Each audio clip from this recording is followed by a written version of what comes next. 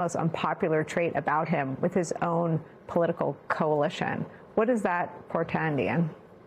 Well, I mean, there's two plausible ways of understanding it, and both are probably true. One is that there's something deeply defective about his personality, which I think we've known to be true.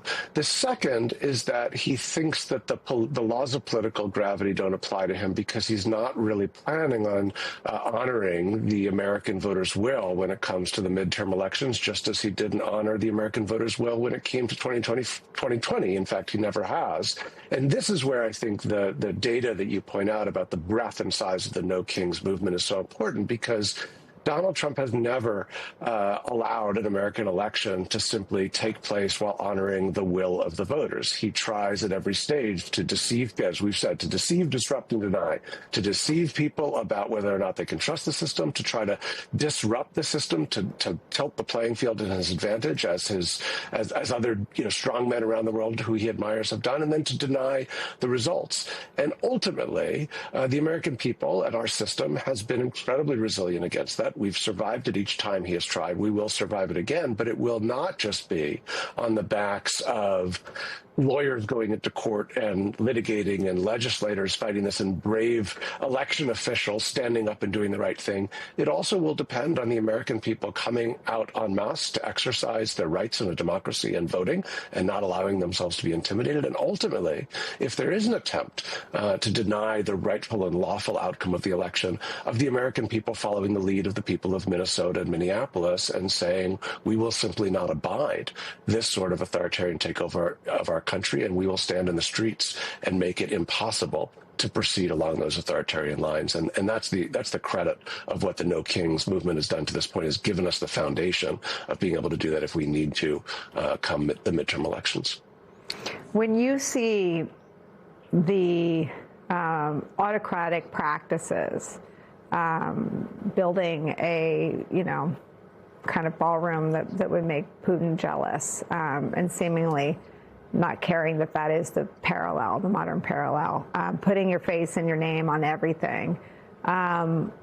What is your sense, sort of take me from the laughable, it's certainly mockable, it telegraphs such flagrant insecurity and narcissism, but to the ominous in terms of where this is heading?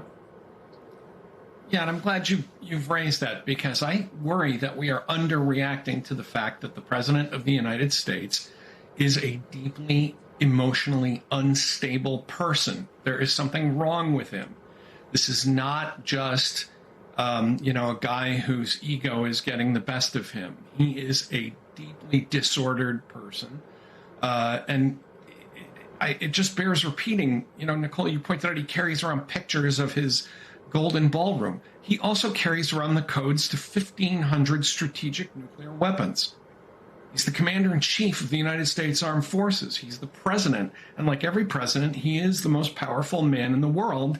And frankly, the things he's doing and the things he wants to do are completely bonkers. And we have all been shouted down into saying so, because about 25% of the American public simply shrieks in anger if you point any of these things out. These are the same people that if you tried to put Barack Obama's name on an elementary school, they'd have an aneurysm. But they have, and I think part of the reason that they shout down their critics about this is because they know that this is lunacy. They know that he's surrounded by gutless sycophants who know how completely off the rails he is, but have nowhere to go, and aren't going to stop him because, think about it. If you're somebody like Pete Hegseth, once you're no longer Secretary of Defense, what are you? You're a washed up TV host. And so we've all kind of gotten used to sort of, rolling our eyes and saying, boy, that's really crazy stuff. It's worse than that, because it does suggest that there are no limits to what he will try. I mean, this is somebody who has demolished a chunk of the White House because he felt like it, and no one stopped him. And I think we can focus all day long about the various defects of Donald Trump's personality. They're evident. They've been evident for a good part of his life, and they're getting much worse now. But the fact of the matter is, no one's stopping him.